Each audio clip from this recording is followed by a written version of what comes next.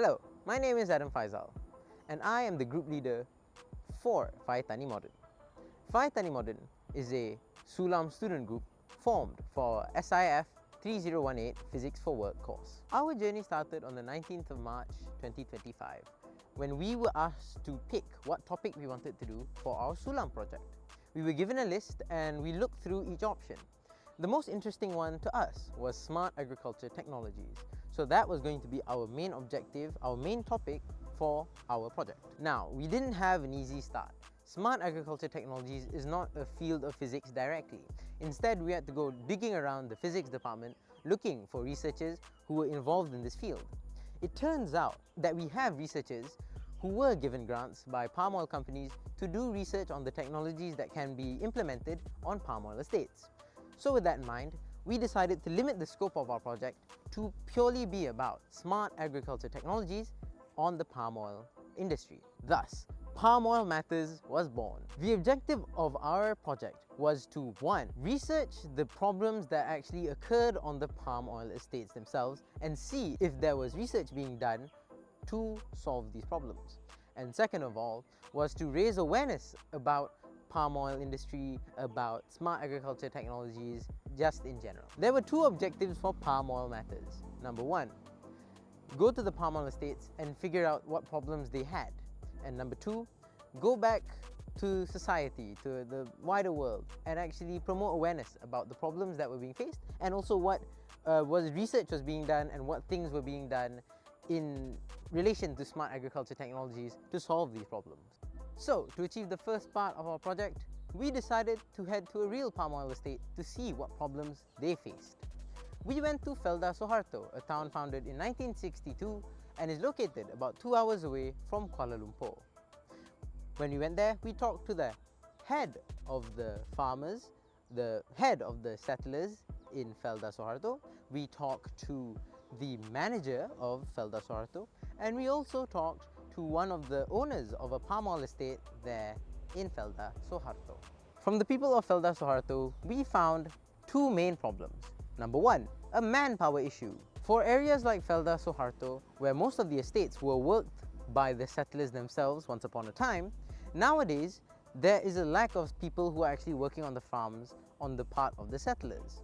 So, to cover this manpower issue, Felda has to import foreign workers to come and work on the farm. But after COVID, after a lot of travel restrictions and just generally a global recession, we don't have as many foreign workers that are coming to Malaysia as before. So, this is why there is a large push for mechanization in the palm oil industry, which is exactly what one of our researchers at University Malaya was doing research about. Dengan company lain, diorang macam nak ke arah mechanized workforce kan. So macam mana Felda of course ada research sendiri semua.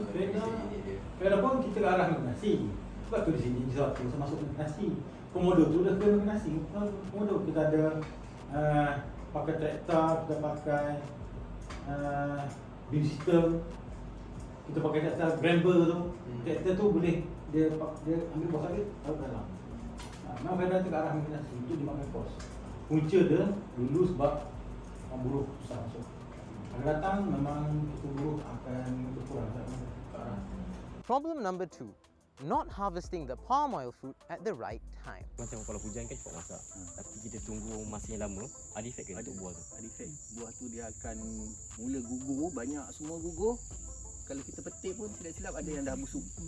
Busuk tu dia bau tengik. Dan buah tu akan dihantar pada kilang untuk proses.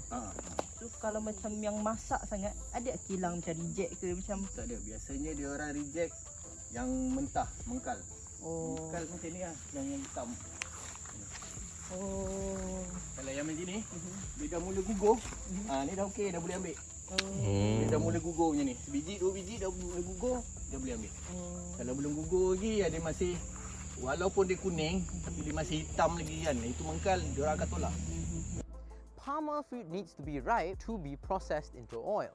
If it is underripe, it can actually damage the processing machine. So, the way to tell if a palm oil fruit is ready to be collected or not is by seeing if 10 fruits of the tree have fallen. Another method that Felda uses to prevent fruit from being collected at the wrong time is by fining the labourers a certain amount of their pay if they give fruit that is not ready to be processed. The ripeness of a fruit can be a subjective matter. If the processor says that the fruit is unripe, then you can't really do much with the fruit because it'll just be wasted palm oil. So, to solve this kind of problem, you need an objective way to tell if the palm oil fruit is actually ripe or not. And this is actually the aim of one of our researchers at our physics department, which is to try and quantify the amount of light that is being reflected from a palm oil fruit. So with the first part of our project done, now we were moving on to the second part, which was the awareness raising. We contacted SMK Wangsa Melawati and they were gracious and kind enough to let us give a talk to the Form 4 students about palm oil matters. Now, we didn't just want to talk about what we found. We also wanted to call experts in the field to actually talk to the students about smart agriculture technologies in the palm oil industry.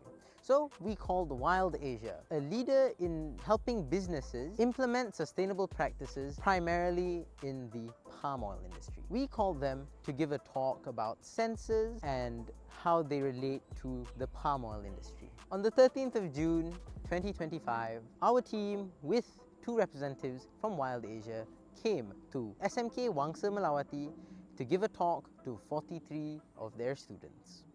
This is a small montage of what happened on that day.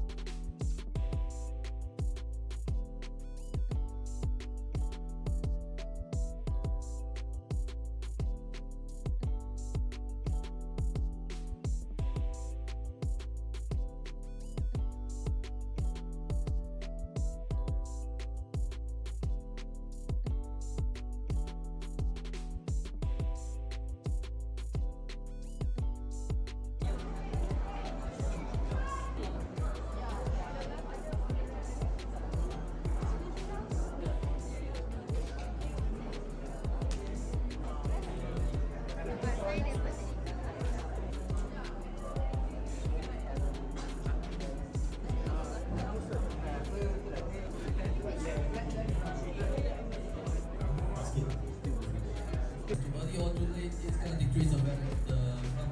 That means less money.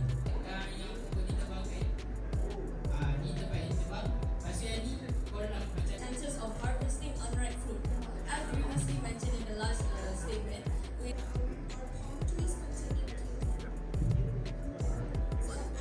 our farm and the way that we place them. Dan sama saya, nama saya Aya dan saya daripada kelas Sains. Jadi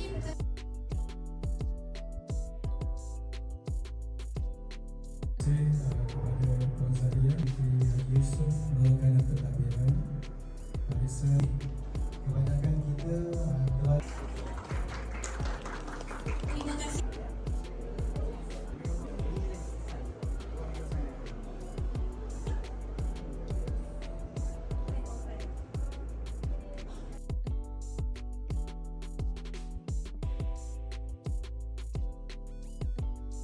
So, after the event, we actually took a small survey asking students about the palm oil industry and questions related to it before and after. And we found that after the talk that they were more receptive to actually having a career in this field. Of course, the most important thing is that the students remembered my name. I'm kidding. But they remembered the point that I was making. And I was actually very proud of them for bringing it up later on in the activity. And we actually had a testimonial near the end by one of the students. They mentioned my name, so I was very proud of that. And that, I think, shows that what we were saying was actually picked up on by the kids. And the kids themselves, they were very, very proactive. They were very supportive of the event. So too with the school, and the management were very supportive, and everything went very smoothly on the day. And of course, we cannot forget to thank Wild Asia, who was very, very kind to spend some of their free time to actually help us out with this event. So that is all from us. Phytani Moden.